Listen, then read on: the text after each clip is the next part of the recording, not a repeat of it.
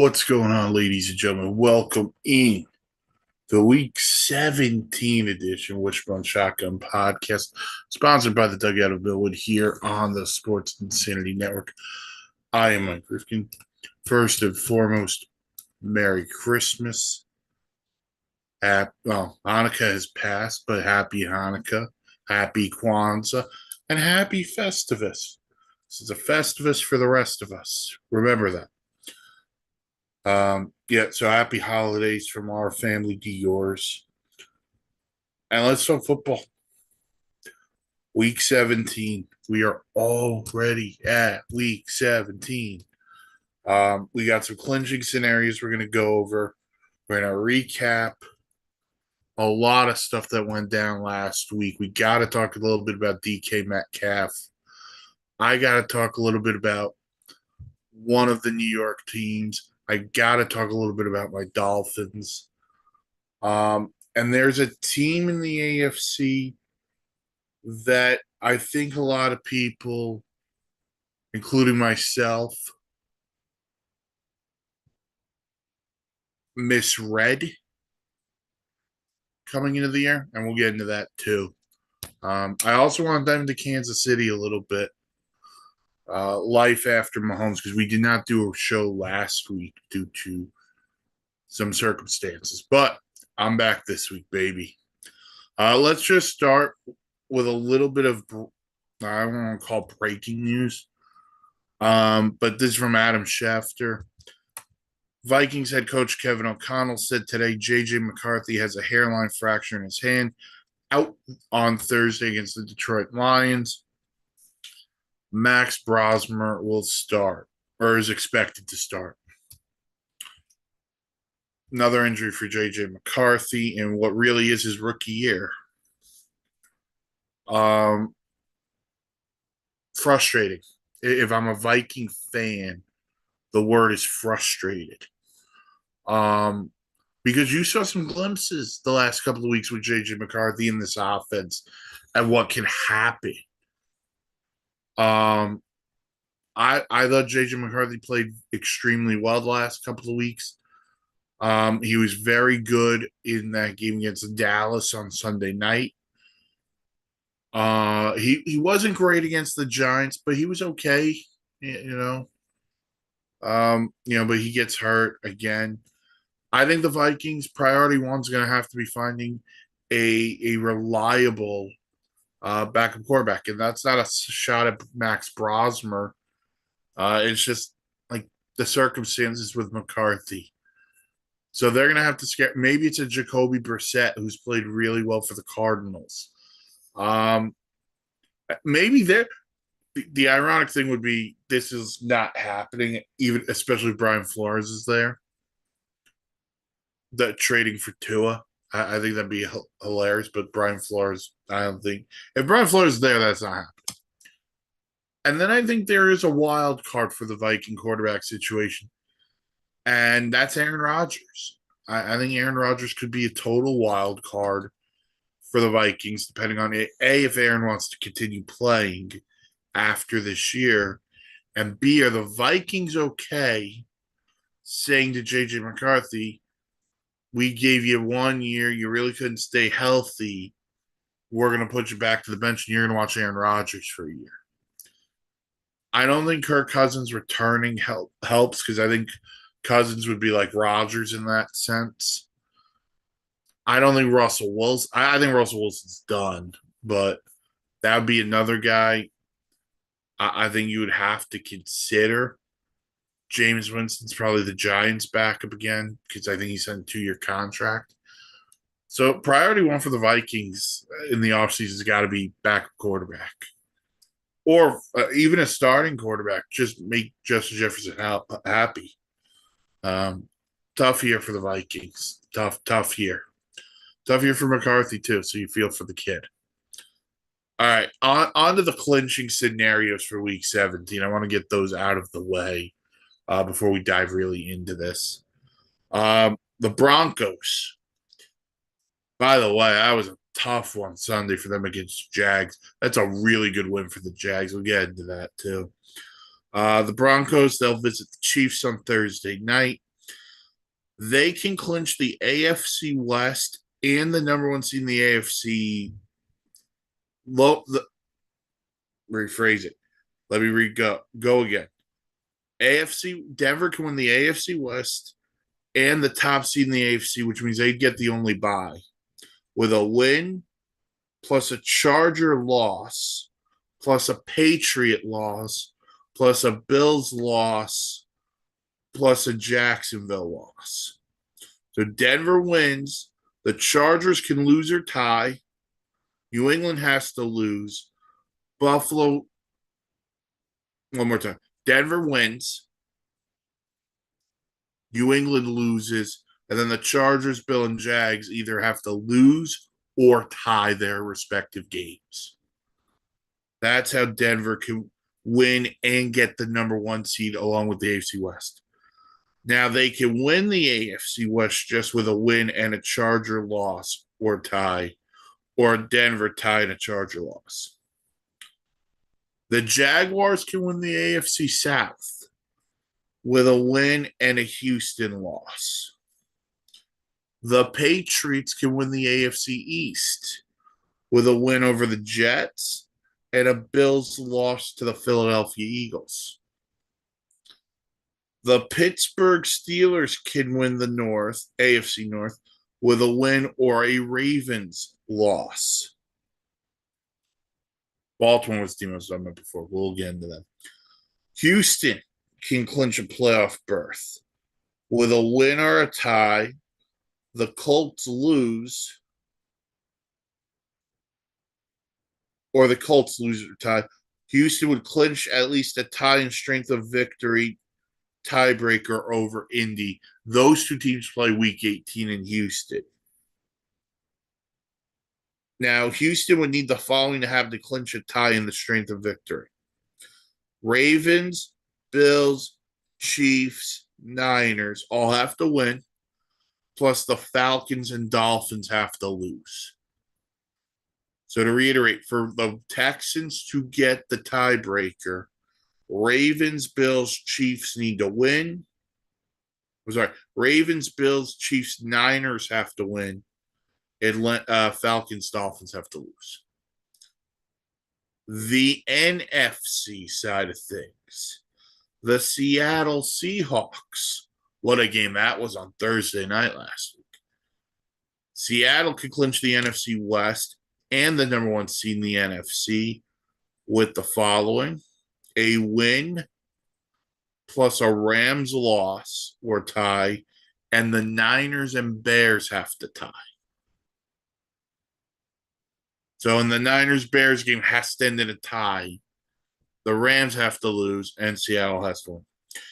Seattle could clinch the NFC West with a win, a Rams loss, and a San Francisco loss. So both the Rams and the Niners have to lose for Seattle, and Seattle's got to win for them. Carolina. I can't believe I'm saying those words. Carolina can win the NFC South with a win plus a Bucs loss. The Chicago Bears can win the NFC North with a win or a Packers loss. The Packers can clinch a playoff berth with a win or a Lions loss. So those are your clinching scenarios for week 17. So let's dive into some of this. So dive into some of what happened last week, if we're cool.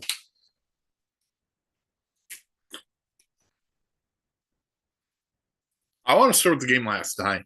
That Colts-Niners game. Brock Purdy was sensational, 5 touchdowns. McCaffrey was a stud in both the running game and the passing game. Kittle played his game. They got Jawan Jennings going in the second half, which was really good to see. The Niner defense was really wasn't as good, wasn't as impressive as I thought they could have been against Philip Rivers. But look, you gotta give the Colts credit. You gotta give Philip Rivers a ton of credit for the way he came out. He was slinging it. Alec Pierce, couple of touchdowns. But the guy who's disappeared from the Colts offense, and we're going to focus a lot on Jonathan Taylor, but Tyler Warren. And I think what we're noticing with this Colts offense, obviously losing Daniel Jones sucks. And it's changed the way teams game plan for them, you know?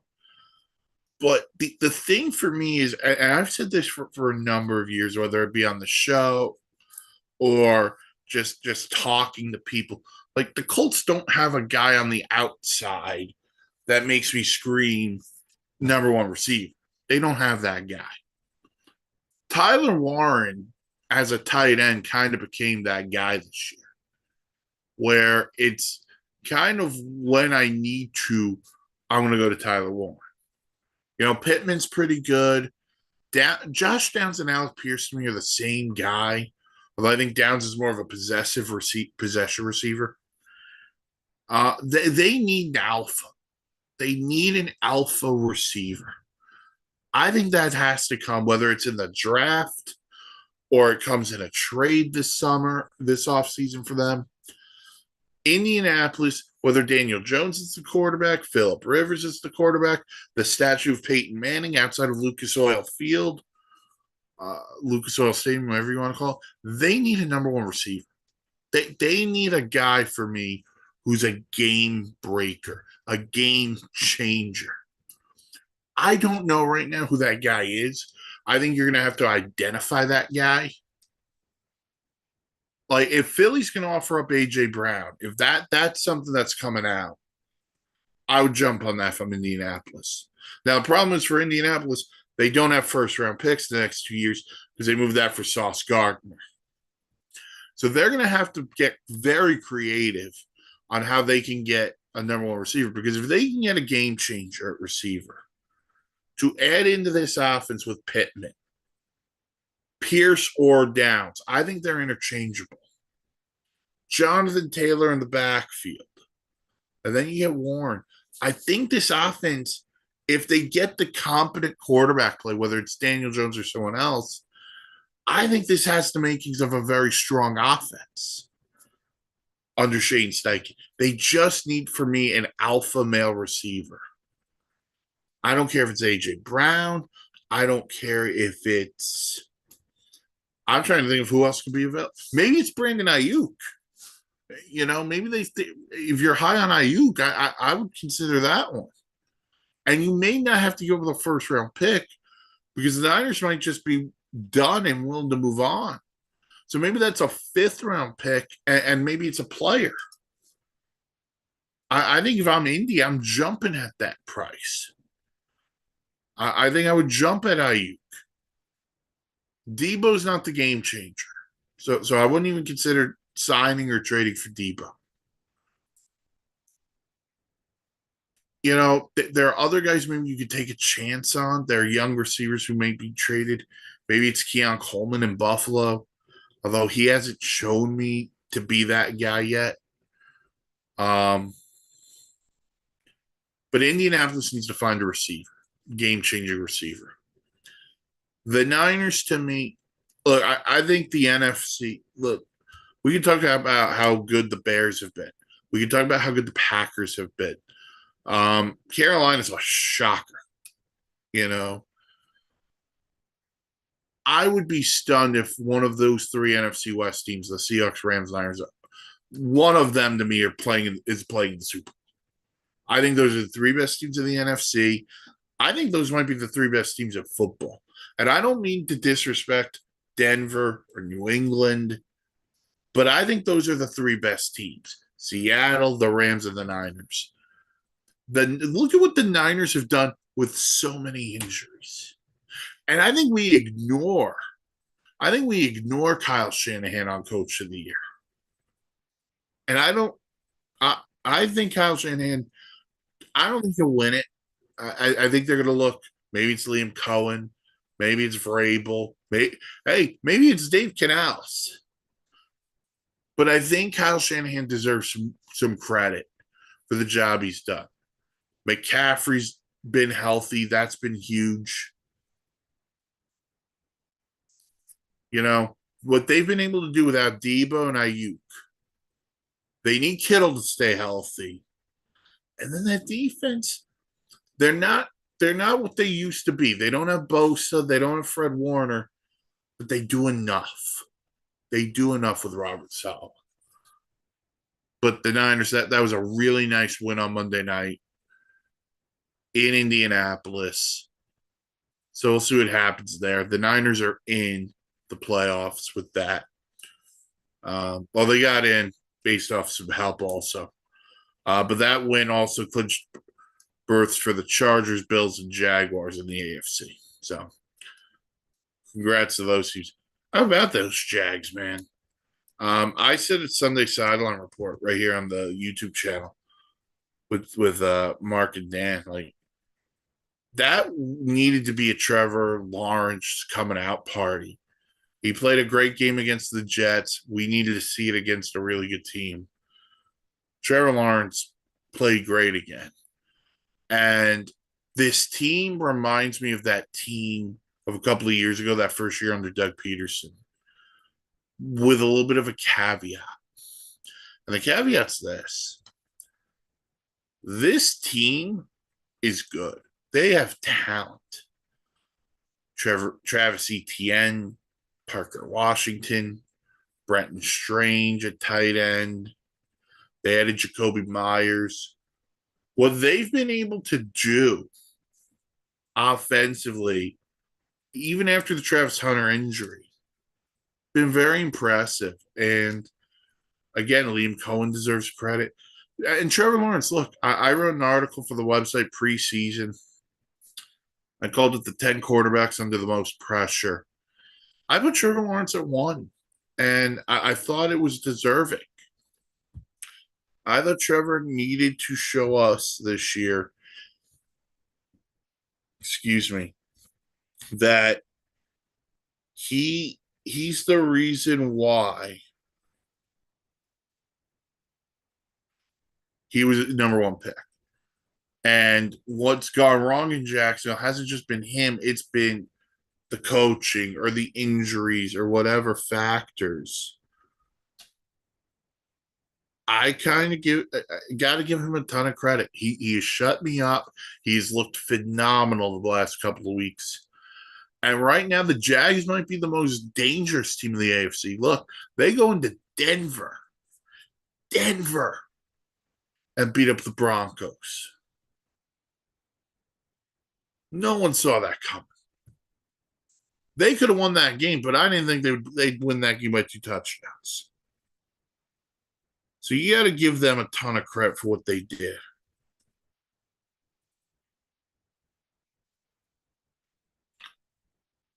The Jags are for real. I think there's a lot of teams who could win the AFC. I'll be honest with you. I think Denver could win the AFC. I think Buffalo could definitely win the AFC. Although I'm very worried about the Bills. I got to be honest with you. I have a lot of concerns. The receiving core still concerns me, and this defense gives me some concern. Cleveland was able to move the ball up and down the field. Shedeur played really well. I still think that, and the Judkins hit. I have concerns about the Bills, but they could win the AFC. Jacksonville, I think, could win the AFC. The Chargers could win the AFC. I think the Texans could. I wouldn't be shocked if the Texans played in the Super Bowl, if I'm being brutally honest. That defense is good enough. CJ Stroud can make enough plays. Houston would be the one team, if I'm in the AFC, I don't want to see in the first round. I don't want to see the Houston Texans. But Jacksonville is there for real. Those were impressive games. Obviously, the Thursday night one with Seattle. Very impressed with Seattle. The Rams, I think even in the loss, I think Matthew Stafford locked up the MVP race. That game. He was unreal.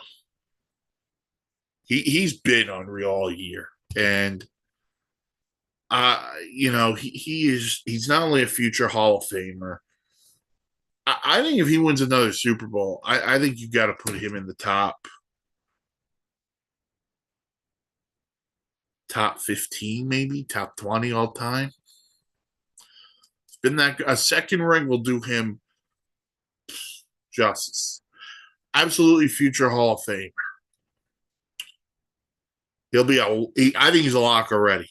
But that would cement it a second ring.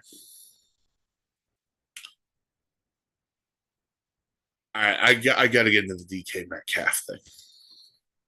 You didn't watch the Lions and the Steelers on Sunday. I'm going to talk a lot about this game. There were two things I just couldn't deal with. And first is the DK Metcalf situation. If you didn't see it, DK Metcalf on the sideline walked over to a guy in the crowd, looked to take a swing at the guy. There's reports saying the guy had been heckling DK. He'd been saying some inappropriate things. The guy has denied it. The NFL has now suspended DK the last two regular season games. He's appealing. I'm going to presume we get that appeal figured out by Friday, would be my guess. It's 2 games right now. We'll see what happens. If it's upheld, he would miss this week against Cleveland, next week against Baltimore. But the other thing would be this, guys. If he played this week and it's upheld, he would miss the wild card. And that if you're the Steelers, that can't happen. But I want to say this. I don't know what was said. There's also a report these guys have a history when DK was a member of the Seahawks. This is why security exists. DK, we say it all the time when guys get in trouble off the field. You're not only representing yourself and your family, you're representing the NFL. You're a representative of your team. For you, during the game, I don't care if the Steelers were on defense,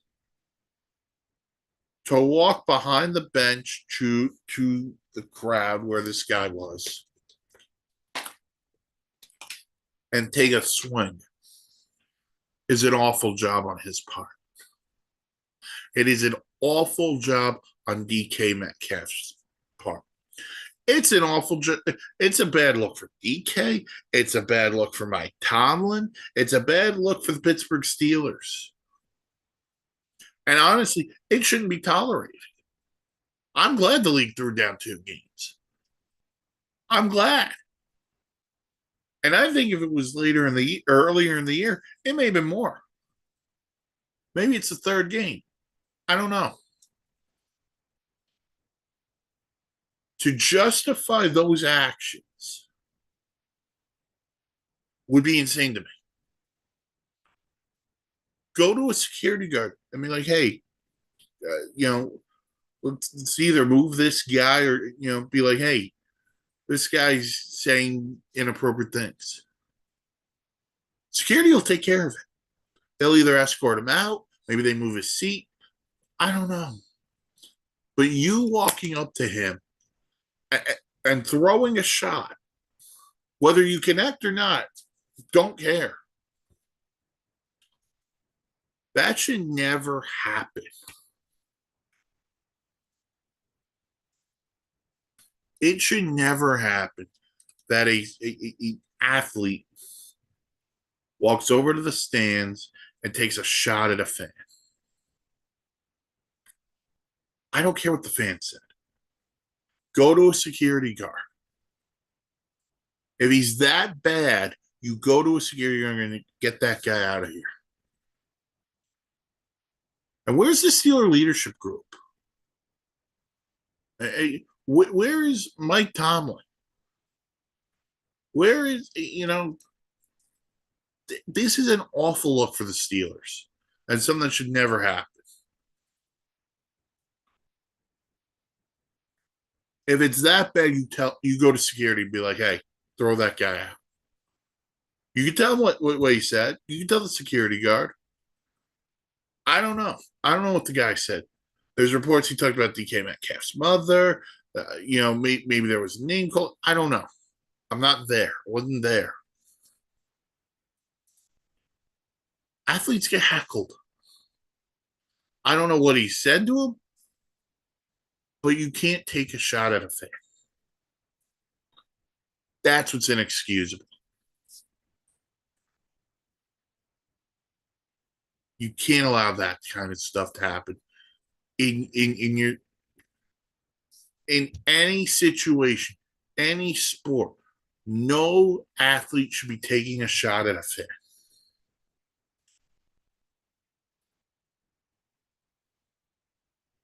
Should never happen. The other part of that game that I want to talk about that I think kind of fell under or didn't really fall under the radar, but man, at the ending of that game, Detroit drives right down the field. They thought they scored a touchdown, and they called offensive pass interference on a rub route. Then the other Amon-Ra St. Brown play, where he pushes off of Jalen Ramsey, who I'll give Jalen Ramsey this. The arms were extended 100%, but by St. Brown, Jalen Ramsey flopped. That was an NBA-esque flop by Jalen Ramsey. St. Brown makes the catch. As he's going to the ground, he flips it to Jared Goff, who scores. Now, here's my problem. You can call the penalty.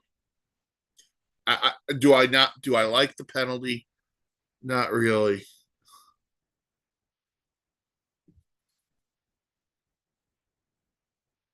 But here's my thing, guys.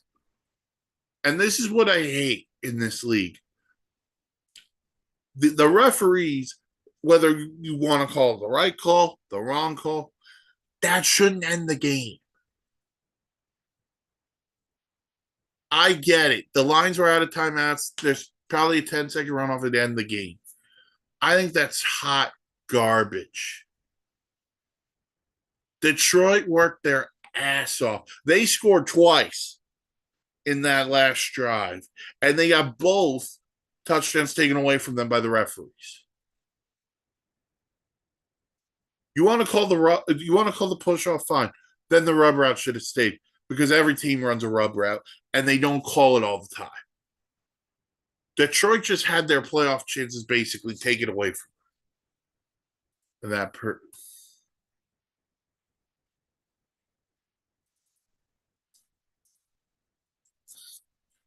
I just can't. I hate that ending. I do. I hate that ending. Jared Goff played his ass off. I got to give him that. He struggled a little bit, but he played his ass off. But yeah, the Lions look like they're going to miss the playoffs. Pittsburgh now puts themselves in a really good spot to win the North because the Ravens lost on Sunday night again, and the Ravens are the team we got. Another blown game in the fourth quarter, and Derrick Henry didn't touch the ball late in the game again, and we have to talk. People are talking about Lamar, and people are talking about Harbaugh and what's going to happen next. Lamar's not dealing with a back issue, and he's dealt with the hamstring earlier. It's a lost year for Lamar. He's been banged up. Here's the thing about Harbaugh, and we've said this about Tomlin. I'm going to say the same thing about Harbaugh, and it's kind of goes to Sean McDermott in Buffalo too. Every coach has an expiration. Sometimes the message doesn't get through all the time. And this is another year. Well, this is the first time the Ravens are going to miss it. I don't know how long. More than likely. And they've dealt with a lot of injuries. But if you go back to week 1, that game against the Bills where they put up a 40 spot, and the Bills have that great fourth quarter comeback and they wind up losing. And it feels like they never recovered off of that in Baltimore. The defense hasn't been good most of the year. Lamar's been out, in and out. They haven't had the same production offensively. Let's see what happens. But I wouldn't be against a change of scenery for John Harbaugh. And I'll say this right now. If Mike McDaniel were to get fired, and now there was a report Sunday from me and Rappaport saying it's definitive. There are reports saying now it's not definitive after they get crushed on Sunday. If Mike McDaniel's out, I would jump all over John Harbaugh if he's available. I would jump on Pete Carroll if he's available.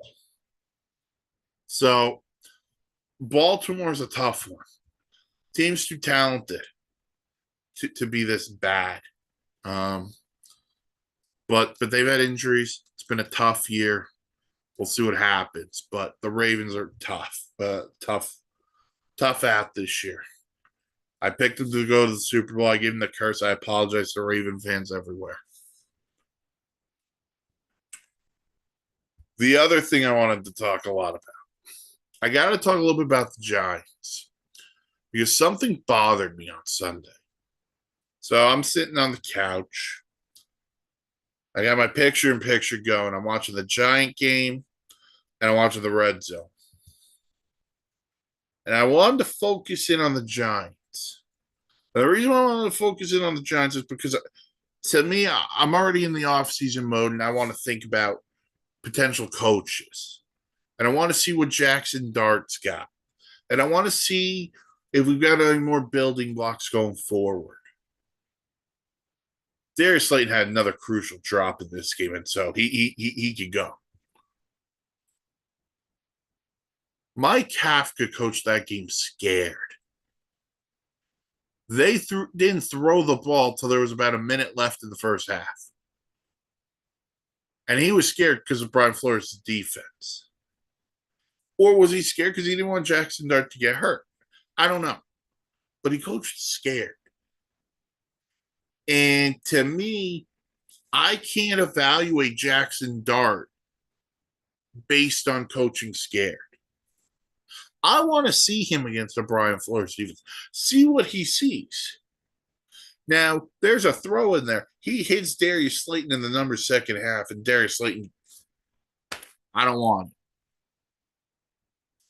it. That can't happen.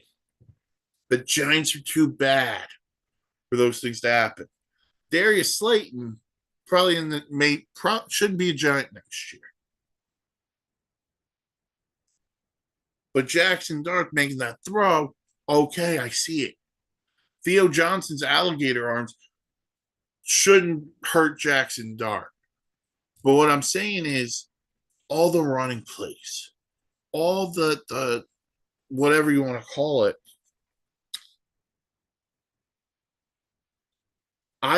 you can't evaluate Jackson Dart on a handoff.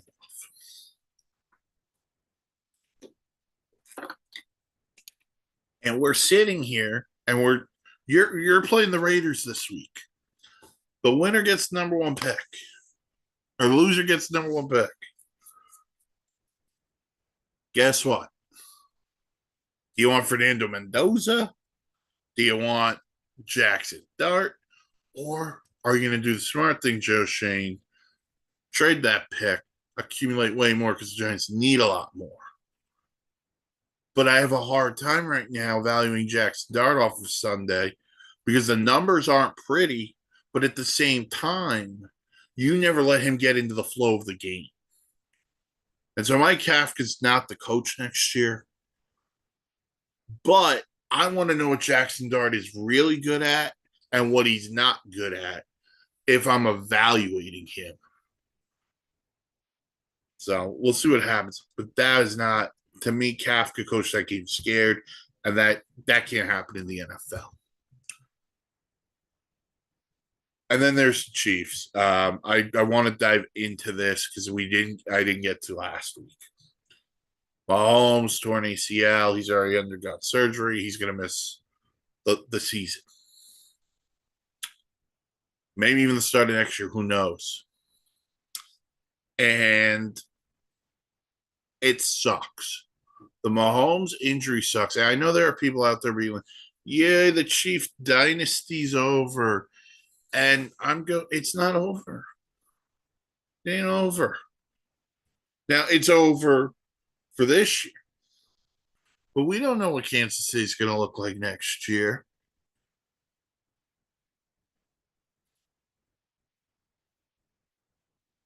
Actually, hold on. This is from Adam Schefter.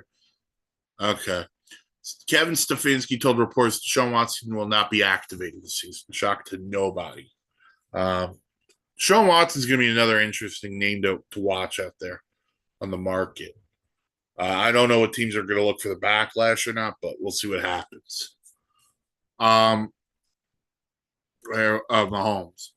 Look, it's not over long term. Let's see how Mahomes recovers.